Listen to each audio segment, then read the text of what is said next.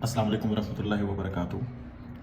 پاکستان کے مسائل کی ایک جو بہت بڑی وجہ بتائی جاتی ہے اور اکثر اوقات ہمارے یعنی بحث و مباحثے کا بھی حصہ بنتی ہے، اس کی جو بڑی وجوہات ہیں ان میں جو سب سے بڑی وجہ بتائی جاتی ہے، کہا جاتا ہے کہ پاکستان کے اندر بے حیائی بہت ہے۔ دوسرے بھی بہت ساری اس کی وجوہات ہیں، مگر ایک جو وجہ بار بار لوگ اس بات کا ذکر کرتے ہیں وہ ہے کہ پاکستان میں بے حیائی بہت ہے، اور یہ ہماری ناکامی کی ایک بہت بڑی وجہ بھی ہے۔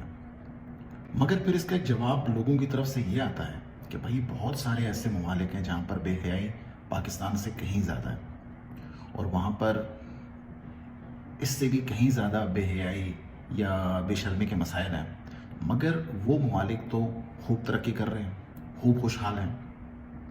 تو اس کا جو پہلا جواب ہے تسلی بخش، وہ یہ ہے کہ بھائی مسلمان آپ ہیں، آپ نے کانٹریکٹ کیا ہے اللہ تعالیٰ سے، جن کو آپ یعنی کافر کہتے ہیں، جن کو اسلام جو ہے وہ یعنی کافر کہتا ہے، ان کا کوئی ایگریمنٹ اللہ تعالیٰ کے ساتھ سائن نہیں ہوا ہوا۔ تو اگر آپ کوئی غلط کام کریں گے تو آپ کو اس کی سزا ملے گی، کیونکہ آپ نے کانٹریکٹ کو توڑا ہے۔ کافر جس نے کانٹریکٹ ہی نہیں کیا تو اس کو کیوں سزا ملے؟ جب یہ بات جواب کے طور پہ دی جاتی ہے تو اس کا ایک جواب الجواب یہ آتا ہے کہ بھائی بہت سارے تو ایسے مسلمان ممالک ہیں جن کے اندر بے حیائی بہت زیادہ ہے، مگر وہ تو خوب یعنی جسے کہتے ہیں کہ پھل پھول رہے ہیں۔ یہ بھی ایک اچھا جواب ہے، یہ بھی ایک اچھا عذر ہے جو اس کے اوپر پیش کیا جاتا ہے، مگر اس کا بھی ایک جواب ہے جس سے ضرور آپ کا اطمینان ہو جائے گا، اور وہ جواب یہ ہے کہ بھائی بے حیائی جو ہے وہ ایک وسیع لفظ ہے، اس کے اندر بہت ساری چیزیں ہیں۔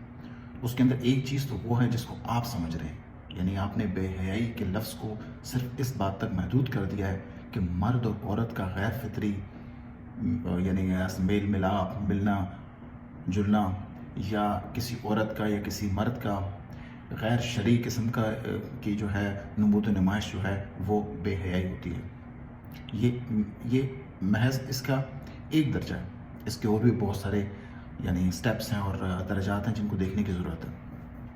مثال کے طور پہ آپ کو ٹریننگ، حلف اور قسم کسی ایک کام کی ملے اور آپ ایکچولی میں کوئی دوسرا کام بھی کر رہے ہوں، آپ کو کسی ایک منصب کے لیے رکھا گیا ہے مگر آپ کسی دوسرے منصب کے اندر اپنی ٹانگ، ناک اور منہ تک جو ہے وہ دے رہے ہوں، تو یہ بھی بے حیائی کی قسم ہے کہ آپ کی آنکھ میں شرم نہیں ہے کہ آپ کو کس کام کے لیے رکھا گیا تھا اور آپ کیا کام۔ آپ ووٹ کسی ایک وعدے، وعید اور کسی کمٹمنٹ کے اوپر آپ لیتے ہیں، مگر جب آپ کو موقع مل جاتا ہے تو آپ وہ چیزیں ڈیلیور نہیں کرتے، آپ اپنے وعدے وعید بھول جاتے ہیں، آپ اپنی قسمیں بھول جاتے ہیں، آپ اپنا اصل منصب بھول جاتے ہیں، آپ کو جس چیز کے لیے رکھا گیا تھا آپ کو وہ چیز یاد نہیں رہتی، اور آپ اس اپنے اصل مقصد کو چھوڑ کے کسی دوسری چیز کے پیچھے چل پڑتے ہیں۔ یہ بھی بے شرمی اور بے حیائی کی قسم ہے۔ یہ اس وقت تک ممکن نہیں ہے جب تک آپ کی آنکھ کے اندر شرم اور حیا موجود ہے، یعنی آپ کوئی بھی ہیں مگر آپ اپنے ذاتی مفاد کو اجتماعی مفاد کے اوپر ترجیح دیتے ہیں تو یقیناً آپ کسی بے حیائی کی پیداوار ہیں۔ یہ ممکن نہیں ہے کہ آپ حیادار، شرم سار قسم کے اور ایک اچھے کردار والے شخص ہوں اور آپ سے اس قسم کی بڑی بد کرداری جو ہے وہ متوقع ہو۔ یہ چیز ممکن نہیں ہے۔ آپ حلال کی پیداوار ہیں اور آپ یہ حرام کام کریں، یہ شاید اتنی آسانی سے ممکن نہیں ہے۔ اس کے علاوہ عام آدمی کے طور پہ یہ ہرگز ممکن نہیں ہے کہ آپ کے اوپر ظلم ہو، ناانصافی ہو، آپ کے ساتھ ہر قسم کا جبر روا رکھا جائے اور آپ خاموش رہیں۔ یہ بھی بے حیائی کی قسم ہے۔ جس کو ہم منافق کہتے ہیں وہ کون ہوتا ہے؟ وہ ایک اعلیٰ درجے کا بے حیا ہوتا ہے، جس کے بارے میں قتیل شفائی نے کہا ہے کہ قتیل میں نے اس سے بڑا کوئی منافق نہیں دیکھا جو ظلم تو سہتا ہے مگر بغاوت نہیں کرتا۔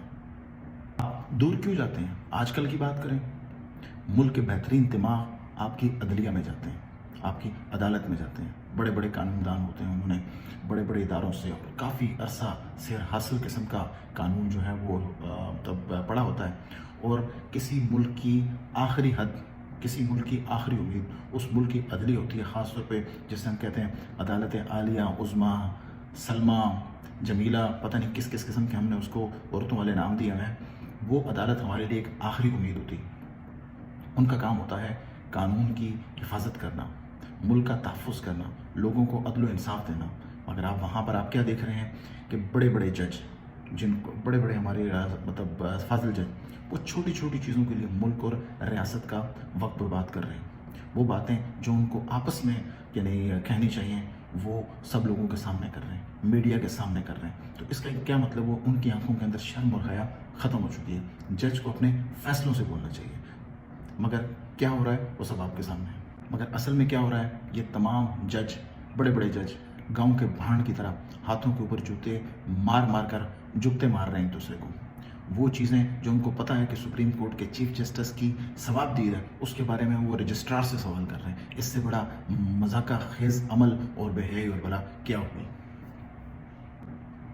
تو عزیزان من، جس کی آپ مثال دے رہے ہیں، جن ممالک کی آپ مثال دے رہے ہیں، وہاں اس قسم کی بے حیائی نہیں ہے۔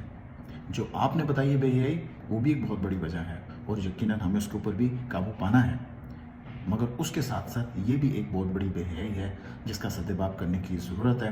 اور میں نے جو آپ کو باتیں بتائی ہیں، ان تمام باتوں کو بے حیائی کی تعریف کے اندر شامل کیجئے اور اس کا سدباب کرنے کی کوشش کیجئے، کیونکہ یہ تمام امور بھی آپ کی توجہ کے طلبگار ہیں۔ ان کو اپنے پلو سے باندھ لیجئے، یقیناً افاقہ ہوگا۔